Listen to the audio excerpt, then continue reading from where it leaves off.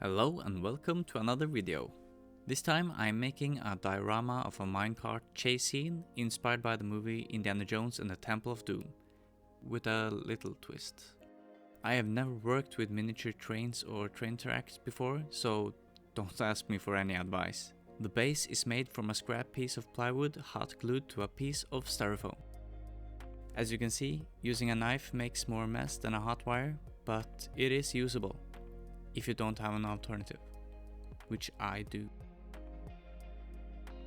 I build up layers of the styrofoam to make a cutaway view of the scene. I wasn't impressed with my handheld hot wire cutter the first time I tried it, but it worked a lot better on styrofoam compared with XPS foam. It looks like I'm always making a mess when mixing plaster, so maybe it's time to find a spoon or something, I don't know. I am using homemade molds, as can be seen in some of my other videos, to make the rocks. To fix the rocks to the cave wall, I first cover the walls with sculptor mold.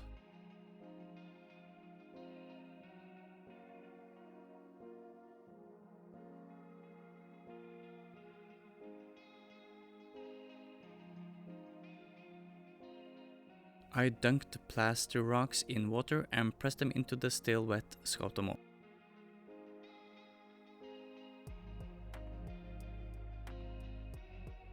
The sculptor mold hardened quite fast, but I was able to stick in the last piece of rock just in time. I mixed up another plaster mix with some paint and Mod Podge. This was to fix the gaps and at the same time give the piece some color. Now on to incorporating the tracks into the scene. First cut them into the same length as the diorama.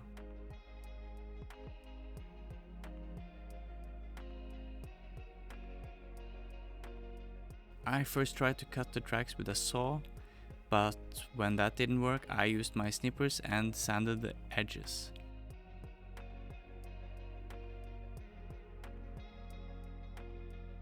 I'm very happy with that.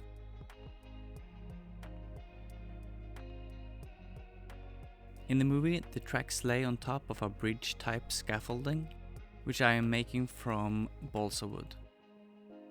Balsa wood is so soft, it's easy to break and bend into the shape I need.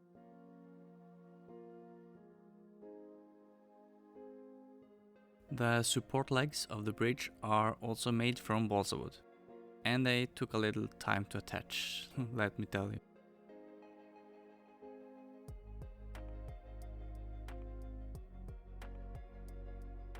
I then primed the bridge in a zenithal highlight before painting.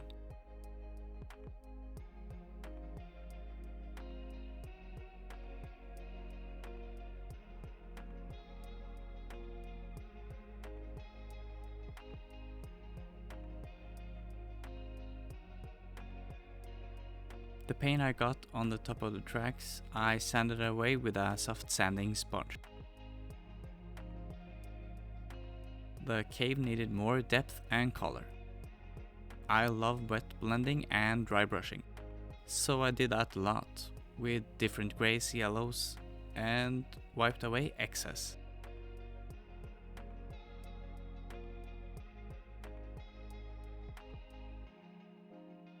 The orange and yellow colors are there to imply that the cave is rich in iron and other metals.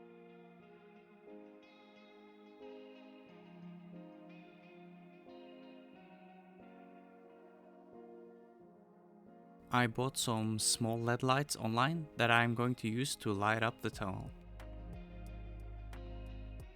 I used my pin mice to drill holes through the plaster, sculptor mold and styrofoam to mount a T-light battery and switch on the back of the diorama.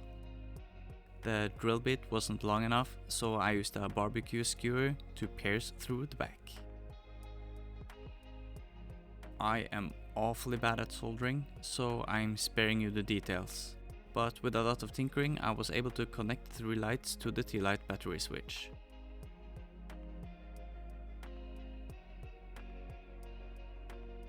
The minecart I actually spent a fair amount of time modeling in 3D, but I had troubles with my 3D printer, and despite several attempts at printing, I couldn't get a usable result. So instead, I used the failed print as a guide for a scratch build instead, which is more fun anyway.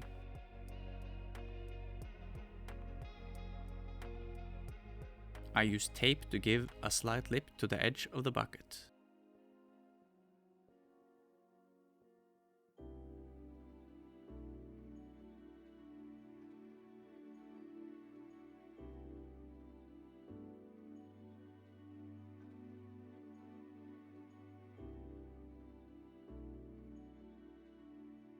The chassis is a matchstick frame with cardstock, cut a bit proud to give it that T-beam look.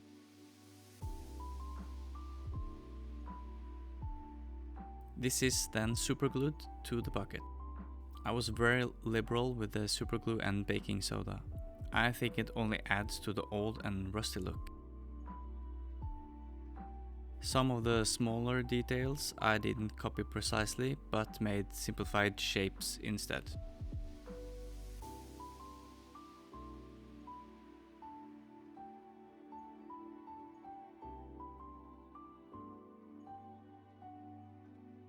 To make the wheels, I did something unforgivable.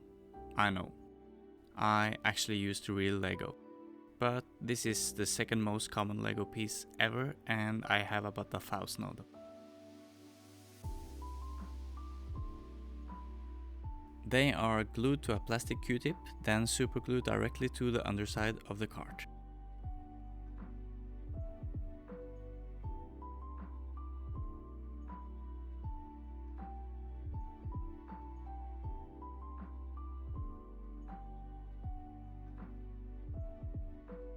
I used pins to make what Google told me is called a buffer, and I have a glass jar I store all my old knife blades and sharp bits.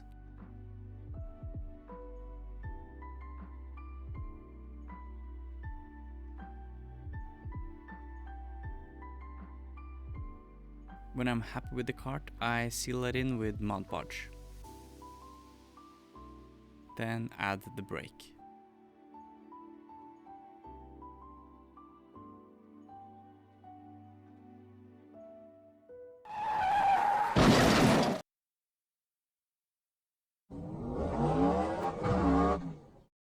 After priming the minecart black, I'm quite happy with how it looks, and I can finally start painting it.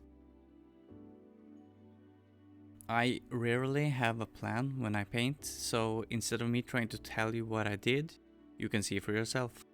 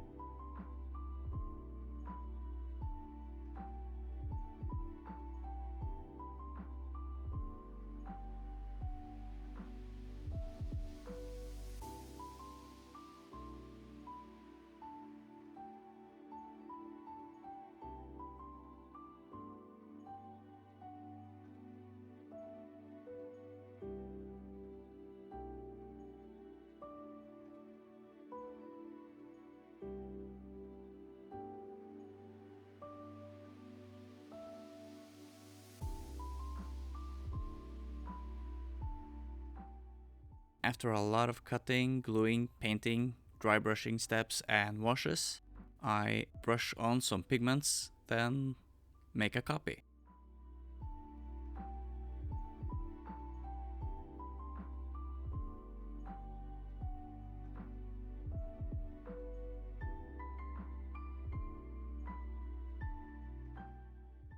Instead of having Indiana Jones being chased by cultists, I thought it would be fun to mix genres and add a couple of Minecraft zombies. I think I saw Gamey Builds use erasers to make simple shapes in one of his earlier build videos, so I'm doing that here with the Minecraft characters.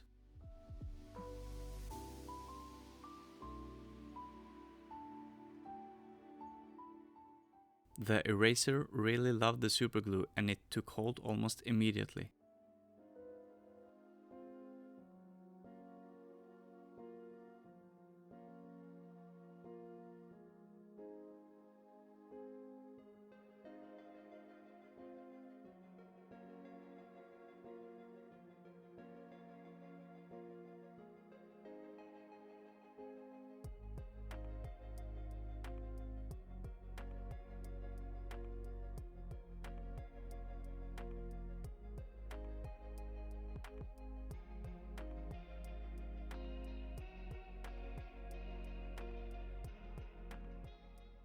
If you or someone you know love Minecraft and crafting, this was a very easy and fun character to build. I might even make more in the future.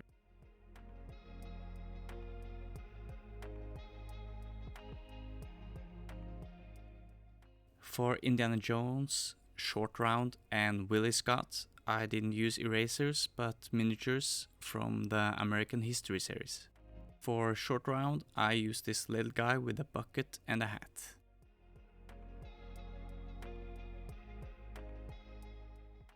I cut away the bucket and trimmed the hat down to look more like a cap.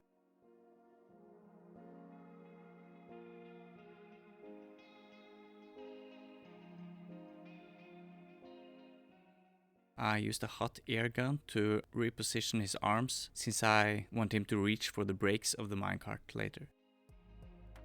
For Indiana Jones, I didn't really have to do much other than attach the arm to the mini.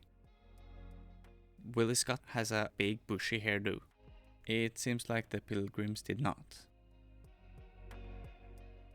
To make the hair, I took some feathers with PVA glue and just stuck it onto the head. Then gave it a trim before priming.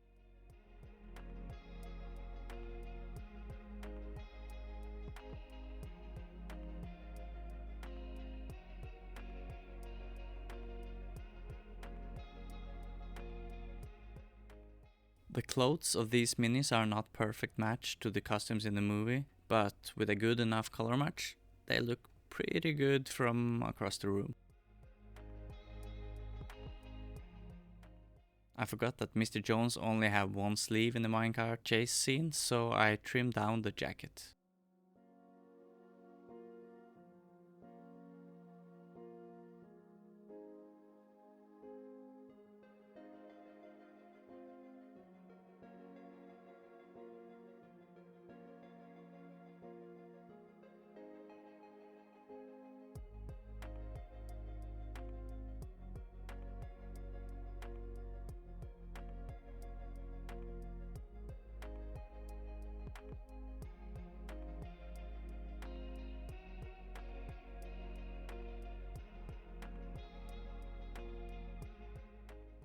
I then glued the finished painted minis into the minecart and painted the sides of the diorama black. And with that, it's done!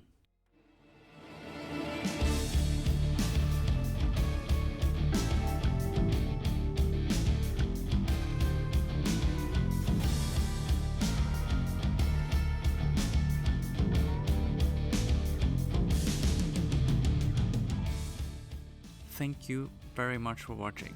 I hope you liked the build. If you did, please consider subscribing to the channel. It really means a lot to me.